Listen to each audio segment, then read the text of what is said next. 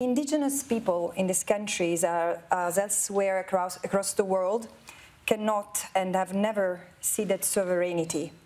And as I say that, my heart goes out to Palestine, where the indigenous Palestinians, or what remains of them since the majority were ethnically cleansed in 1947, 1949 from what is modern-day Israel, and in 1967 from the territory that for 56 years Israel has militarily occupied the West Bank, including East Jerusalem and the Gaza Strip.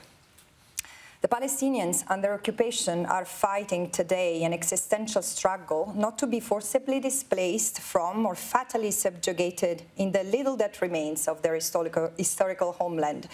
In fact, it is correct to say that the indigenous Palestinians have been progressively ethnically cleansed as of 1947.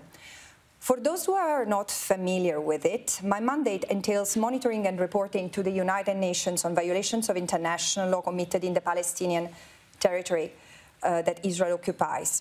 This position is honorary, though very demanding, as you can see, and this is a position that I'm proud to serve as the 8th and first woman in the 30-year history of this mandate.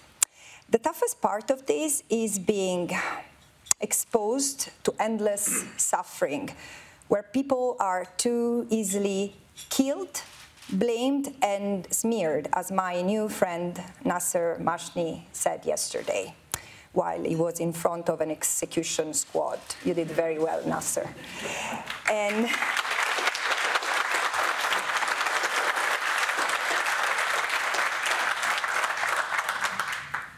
And this is the Australian people you proudly say you belong to, applauding you. And you Palestinians are always questioned, second-guessed, misinterpreted, and defamed. As an independent expert, my focus is on conducting investigations of violation of international law, particularly human rights violation. I made a point since the very beginning of my mandate. I have a people-centered approach, and although traditionally this mandate looked at violations committed by Israel, have made a point that I look at all perpetrators, all violators of international law, including the Palestinian Authority and the de facto authority in Gaza. And I'm committed to observe the strictest standards of objectivity and impartiality.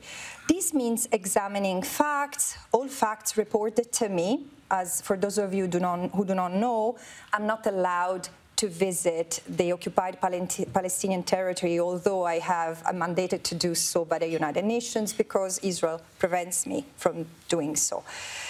So I examined the facts reported to me and observed, and I analyzed them against the applicable international legal framework, humanitarian law, law of war, international human rights law, and other relevant instruments. And once I've made my analysis and come to the conclusion that international law violations have been committed, my task is not to create a balance or to be impartial between the victims and the perpetrators. My job is to insist on measures to restore legality, to undo justice, and to prevent further abuses and injustice.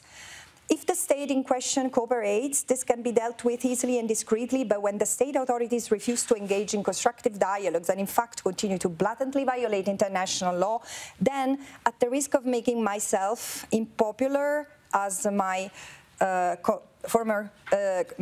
colleague and former Special Rapporteur on Torture, Niels Milzer, used to say, we have a duty to engage with the larger public and appeal to a broader public.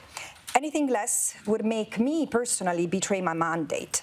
Across this visit, which as I said, had been planned for months, I was prepared to discuss my findings through 16 months as a special rapporteur, which culminated in 3 reports. One focuses on the right of self-determination, another one on arbitrary deprivation of liberty, which mostly happens behind bars, but also beyond bars, and I can elaborate on that, and children. But since the beginning of my term as a special rapporteur and the years that preceded it, the realities in the occupied Palestinian territory have evolved as a troubling one, which could explode at any moment. For example, in 16 months of mandate, I've documented and reported the killing of 60 Israelis and 460 Palestinians. This was not normal. And I'm saying that to those in this country who still think or behave as they really believe that the war, whatever they call war, started on the 7th of October. And again, this has been the most lethal year for the Palestinians after last year one, which was already the most lethal in 20 years. And yet, the tragic hours we are living and the ground zero of humanity that we have been thrown into since the 7th of October oblige me to start from there. Since October the 7th, 13,000 people have been killed in Israel and the occupied Palestinian territory, mostly Gaza. I have extended and continue to extend my deepest condolences to all individuals and communities directly affected and to the many across the world who are suffering with them. And I particularly direct this message of sorrow and solidarity to the Palestinian and Jewish communities in Australia. On October 7, approximately 1,200 Israelis and foreign nationals were killed and approximately 5,000 injured in Israel following attacks by Hamas from the occupied Gaza Strip. These are war crimes and must be accounted for.